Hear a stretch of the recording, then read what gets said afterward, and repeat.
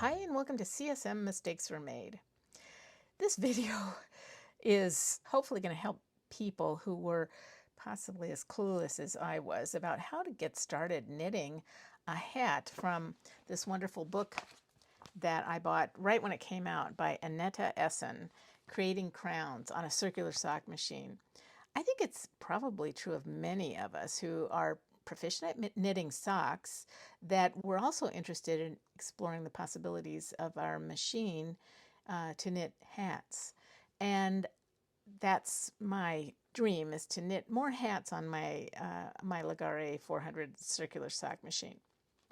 So when I bought this book, I sat down and read it and was immediately confused because I don't have experience with knitting flat on a circular sock machine. Those of you who do might just hit the ground running, but I needed to stop and start a couple of different times. I think the hat that you'll see in the video is my third hat and my first probably wearable hat. Before I get too far, the yarn I used is an active yarn in Bergen colorway, I believe. I chose this pattern because it can be done on a 72 slot cylinder, which a lot of us have.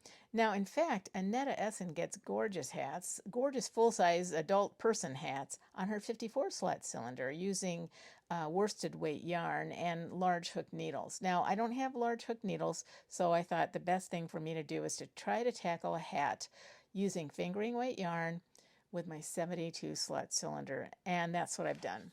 I attempted to make this hat. It's a single color hat in that colorway I just showed, and I used the pattern that she wrote out on page 26 with a small modification. I don't think it's that important, but I used 19 needles for the crown instead of the 18 she calls for.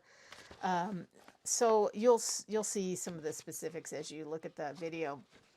I'm really interested in doing scrappy hats or Franken hats, so I want to get really good at this, and this to me is the most perfect project for crankers because some of us aren't that crazy about Franken socks. I mean, I've done a few of them, but I think these look fabulous, so I'm really interested in getting good at making hats from this book, and specifically I want to use this pattern to make Franken hats.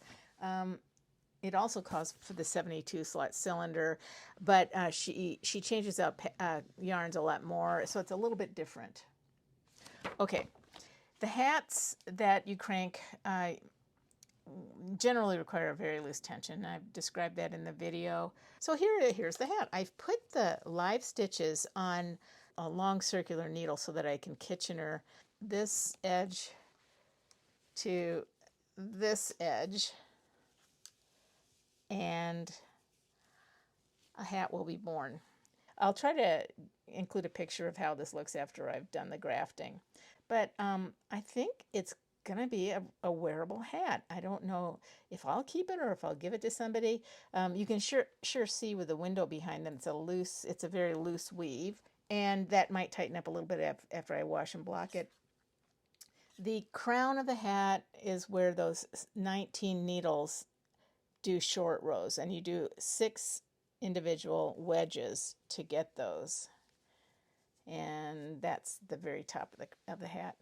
Anyway, I hope this helps folks who want to get started with these wonderful patterns. Annetta is a fabulous hand knitter and a fabulous cranker, so I'm really excited. She's very creative, and I'm very grateful that she thinks this is a good idea for me to show my journey with her pattern, and I hope it helps some of you who want to get started with this.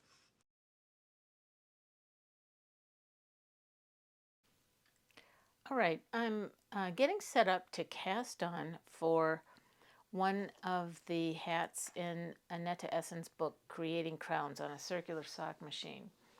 And so I thought I'd share with you some of the maybe basics that you might need to master before you even tackle a project in her book. And one of the things that stopped me a little bit in my tracks was just simply casting on for one of these projects. Let's go over what I've got here. I'm all set to add some green waste yarn to my machine. This is a 72 slot cylinder. And I am going to do a project that requires 6 wedges that will be knit on this in what Annetta refers to as large flat web knitting. And what large flat web knitting means is that you only have, in this case, only 2 needles. The 70th and 71st needle are removed as sort of a point where one selvage builds up on that side and the other on this side. So this is going to be a flat piece of knitting until it's joined in the form of a hat with a graft. So I've got my bonnet on. Start, okay. And then add the rest of these loops on. People who have knit in knit flat before certainly are way ahead of me. I mean, I think I had, for some reason, I had to knit something flat, and I don't remember what it was. Was it a weird cast-on bonnet or something? But in any case, the skills required for knitting in knitting flat on a circular sock machine weren't developed in my case yet. So I'm casting, and I started with what I'm going to call needle number 1. Now, normally needle number 1 for me is way over here, right after the hash marks. For this particular project, I've designated this as needle number 1 and this as needle number 19 because I'm going to do a field of 19 stitches to develop my wedge, and then I'll show you what that means in a minute. Okay, so I'm checking latches. So I've just lifted these because, of course, I don't want those to knit in yet. And I need my heel spring on, I forgot that. So I'm going to knit all the way around and start back. So I'm going to put these down because I do want these to knit on the way back. And then, of course, I need to lift these so that they don't knit on the way back. This is not the most beautiful cast on, but I think I'm going to be fine after everything starts knitting. Oh, that is ugly. All right, we got to put these down so you get a rhythm going. This is the case for not only the cast on, but the project itself.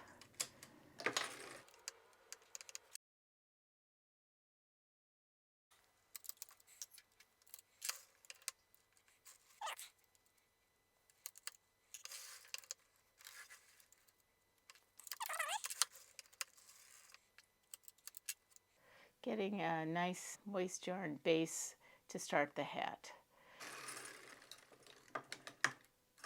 This will form one edge, one selvage edge that will be grafted to what ends up to be very similar in at the end of the project with waste yarn. Okay, I think I'm going to go ahead and start the project yarn.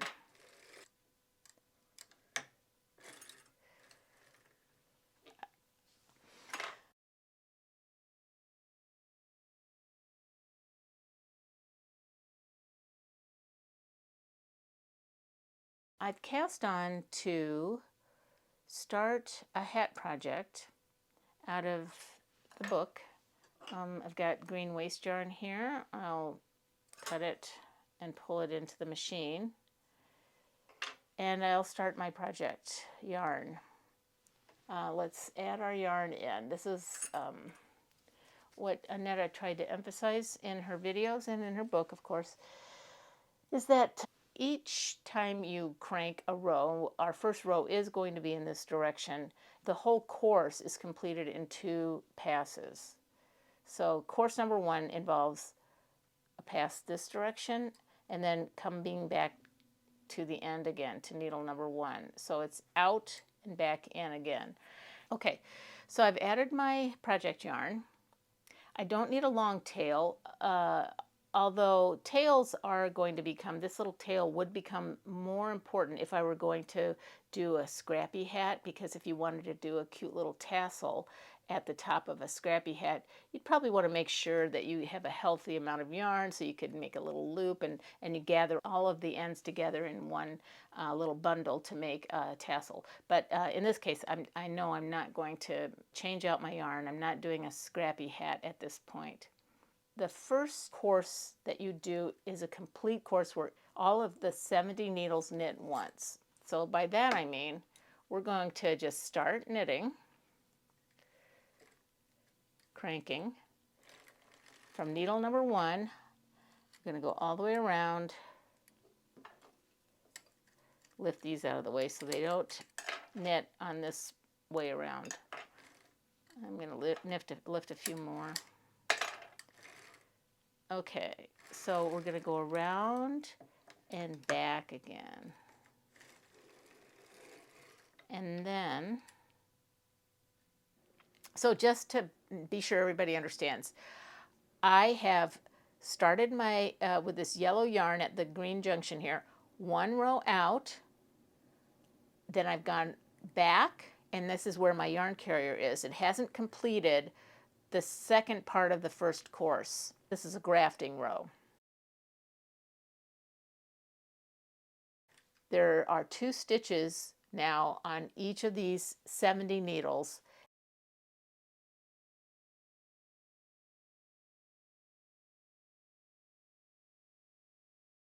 I'm going to use 70 needles in total, 19 of which are used in the short rows, and the rest will be used for the length of the hat. One thing to kind of keep in mind is that these 19 needles that are involved in the short rows will be the top of the hat. That's so lovely, and Annetta has captured so many beautiful pictures of how these beautiful short rows create a pattern at the top of the hat. So we're sort of oriented with respect to the machine. 2 needles are taken out, and this is going to be the boundary between the courses, so that eventually when I get this off the machine, it'll be a flat piece. All right, I keep thinking maybe of things that might be useful. I love my slotted yarn carrier. I just love it. But you can see it's not in use right now. Slots turn out to be kind of a liability when you're doing these, because we're lowering and raising and lowering needles to the half knit position, and the little latches often are stuck out in a vulnerable position and they get stuck in the latch. So I love that I was able to find my old original non-slotted yarn carrier, and so I installed that, and I couldn't be happier. Now Annetta shows in one of her neat videos that she can get around this by putting a little piece of tape over it, and that works really swell too. So if you have a slotted yarn carrier and none other than a slotted yarn carrier, you may want to put a little piece of tape over that if you start snagging those little latches. Also, Annetta has in part of her book and in her videos this cute little device that she repurposed. I had this from when I used to work at a college. There's my college seal. And she uses the string part to lift many needles at once. She'll use this part to lift a single needle and saves her fingernails or her fingers. I dug mine out. I'm not so big on using this because what I do is I just use my pick tool to raise needles. But I think I could get used to this. My guess is that these are available at office supply stores, and if you are enchanted by how Annetta uses these from watching her videos, which I'll link in the description, you may want to get yourself one. The last thing I'll do before we actually get started knitting is that she advocates using a single puck to put on your cast-on bonnet, and that's not a lot of weight, because the single puck will really just impact this selvage stitch, and you'll need weights like this for the rest of them. I'm going to try to get by with 3 heel weights and then the 1 stack weight here to get started. I will be putting my heel spring on. You need it for the whole thing. And I'm at a very loose tension. I'm maybe at a right around half tension. I'm normally up at the 3/4 tension zone for a sock weight yarn. This is when I start my decreases. I raise the first needle and crank around, lowering these. You'll be stopping at 6 o'clock-ish for almost all the rows until you create enough of a buffer zone where you don't need to raise and lower needles. Interestingly, I haven't found a use for my row counter in all of this.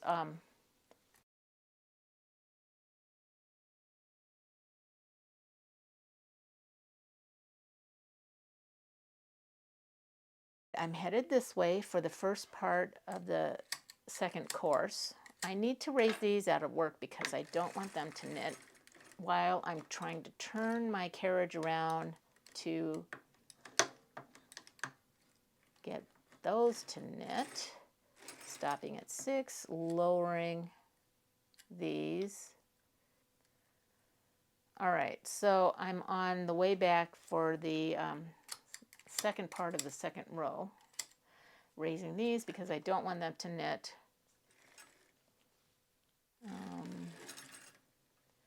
Making a U-turn ramp, raising a needle.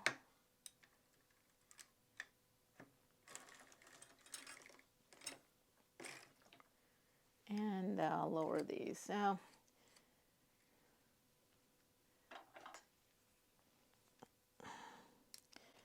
one of the things I have a chronic problem with, and I think it has to do with the loose tension, is that this second one after the raised needle often doesn't knit. So I'm going to try to baby it. Okay, let's keep going. I'm headed this way to complete the first part of the third course. These look good. I need to create a U-turn ramp. And there we go. Now, I'm stopping at 6. And I caught a needle that was very close to dropping there, or a stitch that was very close to dropping. I need to lower these. Now, I had just put a wrap on needle number 3, so I'm going to leave that up.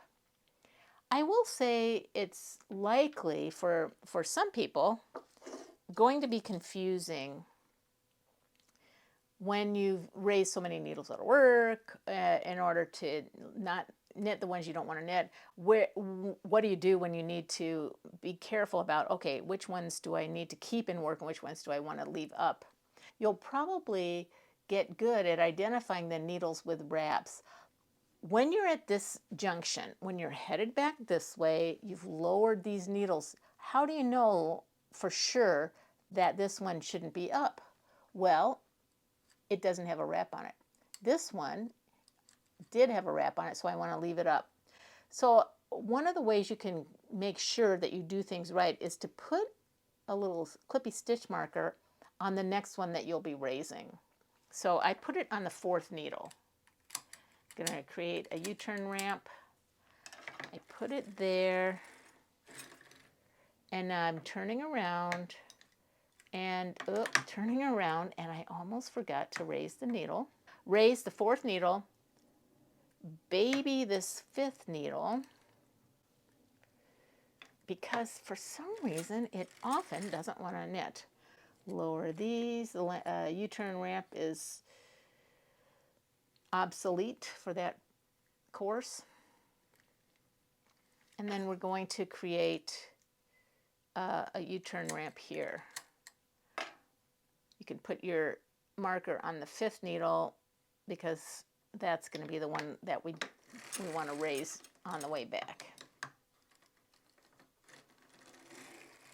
Okay, so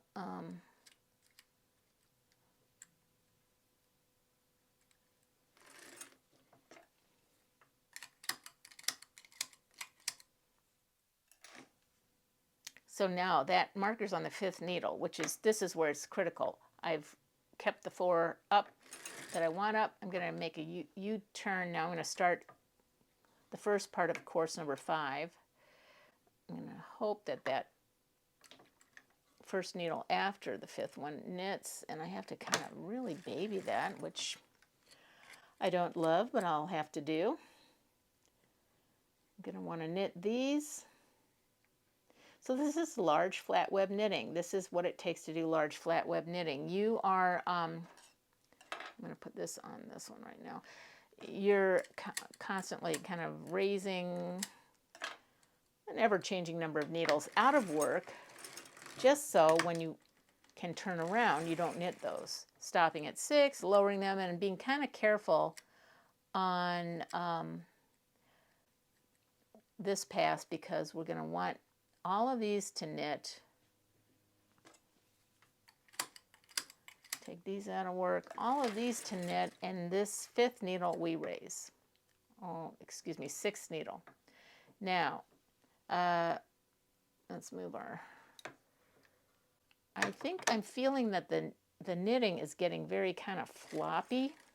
So that is an indication that I probably should raise my heel forks. This one's going straight down. There's very little, I mean, it's doing a really important job of holding this down, but it would do the same job whether it was lower in the cylinder or higher, is my understanding. Another kind of interesting thing, now that we're kind of taking a little bit of a break here, all of the stitches that are on needle number 70, here's 71, slot open, open 72 slot, this is the 70th needle and the last one. All of these stitches that are building up under the 70th needle will become the rolled brim of the bottom of the hat. And yeah, so it's still, the geometry of these hats is still mysterious and magical to me, but that was kind of an interesting epiphany for me. I was going this way. I do need to lower these. Check the latches. Create a landing, or a U-turn ramp rather. I'm going to raise some needles. Here's how Annetta would use this. She would take this string, kind of put it there. It is kind of fun to do.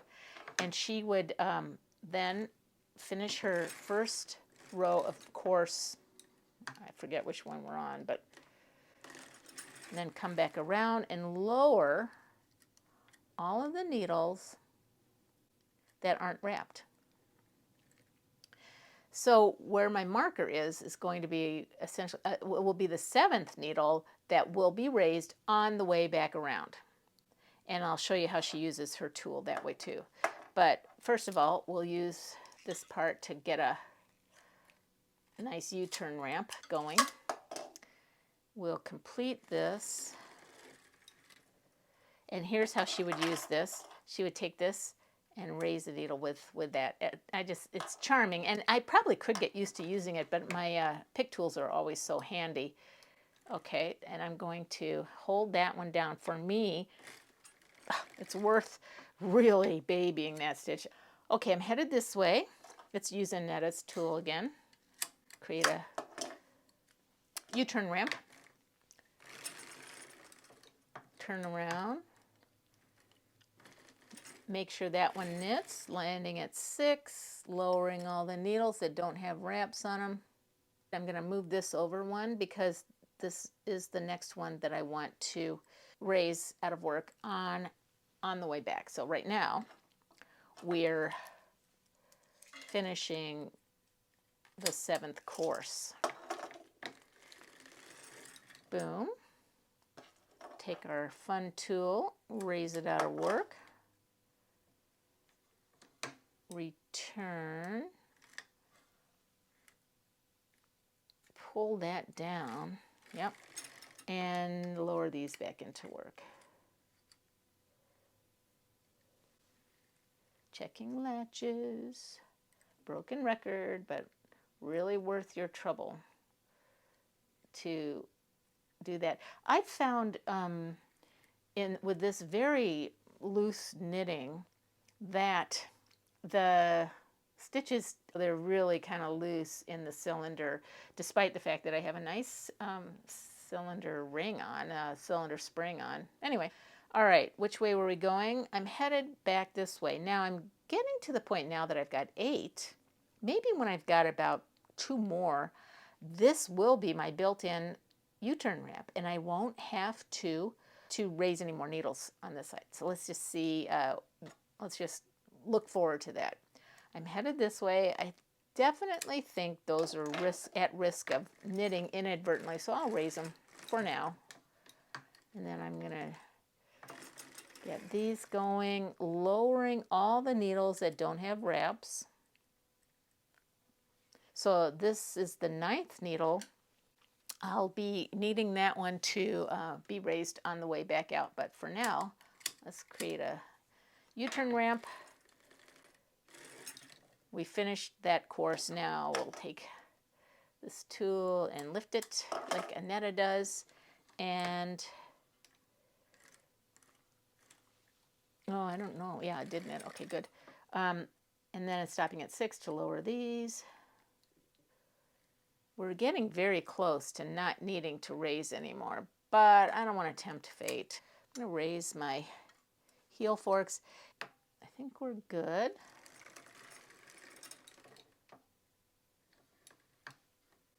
And we'll do that, stopping at 6, lowering all the unwrapped stitches. My U-turn ramp over here. So we'll go and do that. We'll turn around and raise a needle, which I almost forgot to do again. And then I'm going to get that first one after the wrap stitch, hold it down, because my machine doesn't want to knit that one. Okay, I want these to knit on the first pass for this row, which is row 10, if I'm counting correctly, 5 plus 5. Row 10, first pass for row 10. Now, I've got 10 needles on a work. Let's give it a try. Maybe that's enough of a U-turn ramp so that I don't have to raise needles and then lower them. I'm going to try to see how I do with reversing course. Frequently, I've found when I'm really testing the limits of my machine, this first needle wants to sink down. So if I artificially raise it up and hold it, it does okay. So that was our first course where we didn't have to create extra needles for a U-turn ramp. I'm kind of pumped. That's a turning point, and it makes the rest of the wedge go much faster. Okay, so I'm going to see. I don't think it always works as well going in the other direction, but let's see. I need to clear this to even raise it. See how I'm on the verge of knitting these and not wanting to, but I believe I can finesse those off. I had to kind of intervene. I don't think that one knit. Let's see. Oh, it did. So I had to intervene. These wanted to knit because they were too close, but you can kind of finesse it. Let's go again and see what we can do. We're going to go around. This is the first pass of the 9th course. And in this direction, other than this first one wanting to kind of sink down, in this direction it seems to be very tolerant of not needing to raise needles over here. Going the other way, it's a little different story, but let's see if we can do it, because every time we do it, it's adding one more. So we're going to knit around. We're going to hopefully have cleared the V-cam, and I have not. The V-cam, which you can't see, is under here. So as I need to tap forward and get that yarn carrier a little farther forward to be able to raise this needle. So I think I've got that raised nicely. I'm going to hold that down, and it worked pretty well. And again, once you're at the part where you don't have to keep raising and lowering needles, it just feels so good. So I'll raise this one. We got it, and it'll get better and better the more needles that we can build up over there.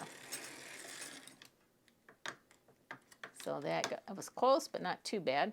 Hold that down, and then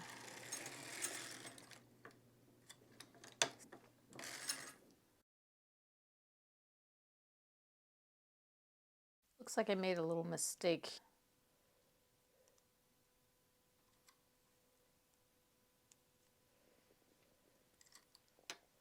I think that's okay. Now I'm going this way, and we'll come back around for the second part of that course. We'll come this way and then lift this needle. Okay. Yeah, it really is so fun to do these when you don't have to create the U-turn ramps.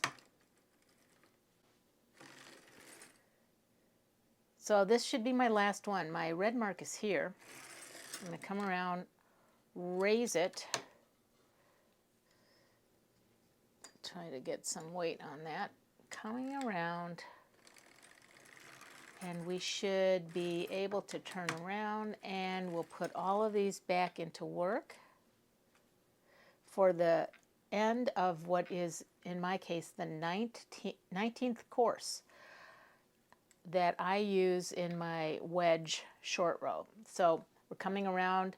We're going to certainly have a hard time knitting all those stitches together, but I've got to raise these because I don't want these to knit quite yet. So now we're going to start another wedge over. Subsequent wedges are different from the first wedge, which you want to build in a grafting row.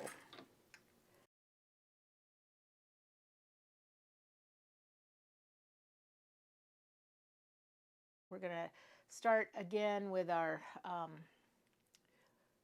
U-turn ramp situations. Want these to knit, don't want these to knit.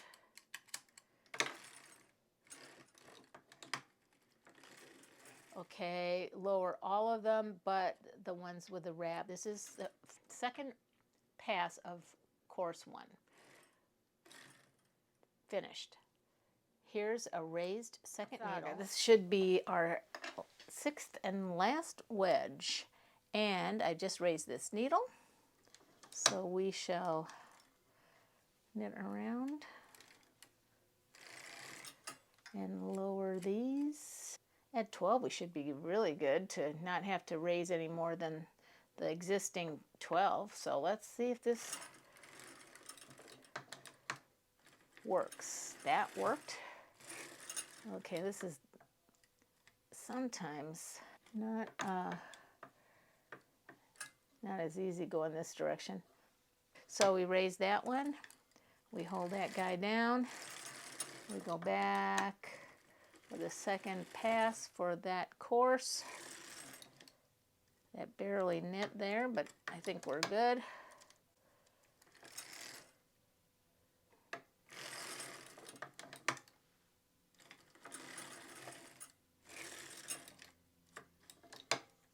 And there, twist it around, pop it over, adjust. Okay, we're going this way.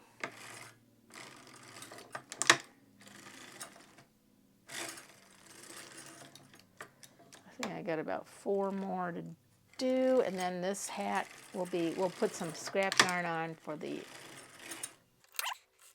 I'm not going to graft it together tonight, but we'll take a look and see what this looks like. I think that knit. Okay, this is the very last one. I'm raising it. There's my little red mark, so that means this is the 19th wrap. And knit. Okay, 19th. So we're going to go back around and we're going to lower all of these and knit those wraps and add some waste yarn. We'll be cutting this, and Annetta's directions suggest a pretty long tail for grafting. I'm going to certainly need to raise these so that we can create a little landing pad U-turn ramp situation. Okay, that is super cool. We finished. I'm going to just put a lot. So I don't know how much I've got here. If I were to estimate, maybe a couple of yards maybe. I'm going to pull it into the center of the cylinder, get it kind of in there, and I'm going to start waste yarn. So here's my cone of tam acrylic, and I will load it in my tupper. I'll have to put the heel spring on, but I can't quite do that yet because there's no stitches to hold it down. So let's get this started here. Okay, so we're headed this direction, and we'll have to make a couple of U-turns in order to get enough waste yarn on this, be able to graft these live stitches. Lower these and raise these. Maybe a few more.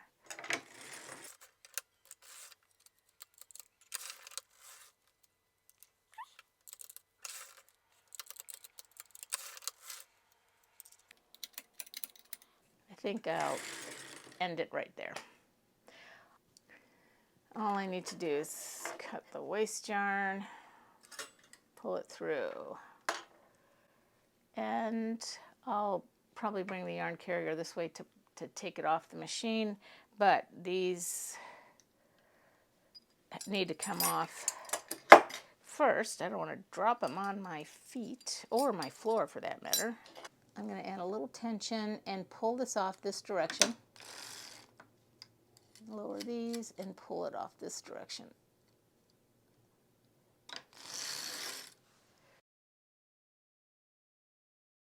Let's see what we've got. This is a single piece of knitting with the cast on edge being here in green. Now it's a little bit hard to get your bearings because I've got cast on bonnet. It's hard to open this up to see what it should look like, but this was our first wedge. There we can see the second wedge, third, fourth, fifth, and the last one here. But this is the rolled edge for the bottom of the hat. I'll take the waste yarn off and then we'll have another look. So here's the hat, washed and blocked. Why do I always want to show the mistakes I made? I don't know, it's maybe a sickness of mine, but I think that's the Kitchener. 72 stitches to Kitchener is a lot, and I'm not that great at it. But here's what it looks like. Circumference of this hat is 24 inches. So that's a big hat. So future hats, I'll try maybe to take Annetta's advice and do some math. My head measures 22 inches, so there's +2 positive E's for this. I'd put it in the dryer to see if it would shrink it a little bit, and it didn't. I think it looks super cute with the purl side out because the rolled edge is more prominent. I've always liked that about stockinette when it rolls like this. Annetta recommends doing something called thwacking when the hat is wet, and I think that actually helps uncurl this a little bit if you're willing to do it. I just don't know how to do it, so I didn't do it. Good luck, and thanks for watching CSM Mistakes Were Made.